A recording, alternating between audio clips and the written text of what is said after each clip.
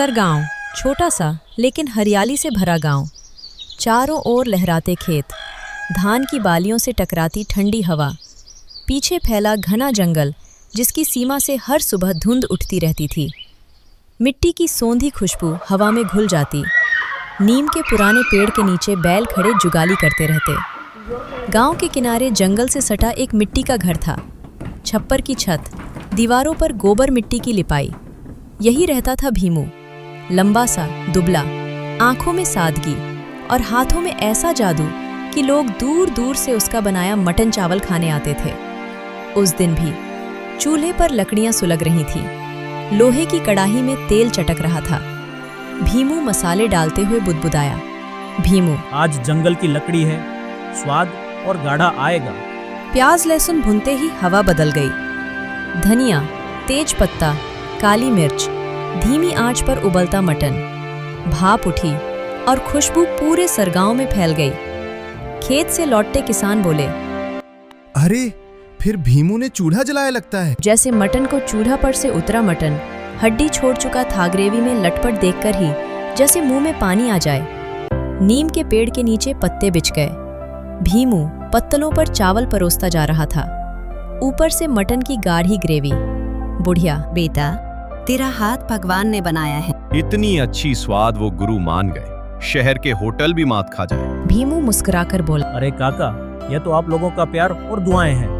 हमारा मेहनत और लगन बस माँ के सिखाए मसाले हैं। लेकिन दूर खड़ा एक आदमी सब देख रहा था। छोटी छोटी आंखें, तेज चाल, नाम था लालचू। लालचू का ढाबा नीम के पेड़ के सामने था।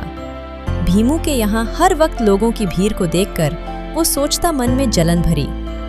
लालचू, सब तारीफ इसी की और मैं इसका कुछ न कुछ करना होगा। पास ही के गाना जंगल में जहाँ धुंध उठ रही थी, और उसी जंगल में, इस जंगल में भीमू के साथ कुछ खेल होने वाला था जिससे भीमू अनजान था।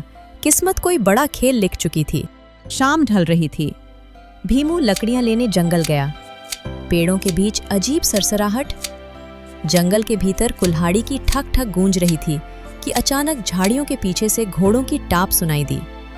भीखन चौंका। सामने एक राजा और उसके 2 सिपाही खड़े थे, कपड़े धूल से सने, चेहरे थके हुए। कवच पहने सिपाही, बीच में घोड़े पर बैठा एक आदमी, मुकुट से चेहरा ढका हुआ। भीमू घबरा गया। कौन हो आप? सिपाही गर्जा, सिपाही। चुप, राजा के सामने खड़ा है, ज्यादा ऊंचा में मत बोल। राजा ने धीमी आवाज में कहा, दुश्मन राजा। डरो नहीं, हमें सरगांव का पता बता दो। भीमू ने कांपते हुए रास्ता बताया, लेकिन जाते जाते उसने सुना, दुश्मन राजा। कल सरगांव राज पर हमें कब्जा करना है। आज रात इसी जंगल में बीता लेते हैं। कल सरगांव राज्य के राजा और गांव पर हमारा अधिकार होगा। भीमू के पैरों तले जमीन खिसक गई। अगली सुबह दरबार सजा। भीमू दरबार में उपस्थित हुआ। भीमू कांपते स्वर में बोला, भीमू, महाराज, जंगल में दुश्मन सेना और राजा है, वह राज्य पर कब्जा करने की बात कह रहे थे। दरबार में खुसर पुसर फैल गई। राजा उठ खड़े हुए। सरगांव के राजा, ये क्या कह रहे हो भीमू? अगर ये सच है तो इनका पता लगाया जाए। जो उन्हें पकड़ेगा उसे इनाम मिलेगा। सोने की मोहरें, खेती की जमीन, सम्मान। रात को लाल भीमू का दोस्त भीमू के घर पहुंचा। लाल, भीमू, तुम दुश्मन राजा को पकड़ सकते हो? भीमू घबरा गया। अरे मैं एक आम मटन चावल वाला आदमी। घर में माँ बोली, बेटा, बुद्धि तलवार से तेज होती है। भीमू देर तक सोचता रहा। चूल्हे की बुझती लकड़ियां, जंगल की आवाजें, फिर उसकी आंखों में चमक आई।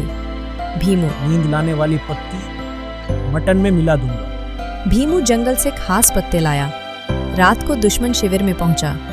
मटन पकाया। खुशबू ऐसी कि पहरेदार भी पास आ गए। जड़ी पीसकर ग्रेवी में मिलाई। राजा खाते हुए बोला, वाह, ऐसा स्वाद पहले नहीं चखा। कुछ ही देर में एक एक कर सब गहरी नींद में चले गए। भीमू ने मशाल जलाई, सीटी बजाई।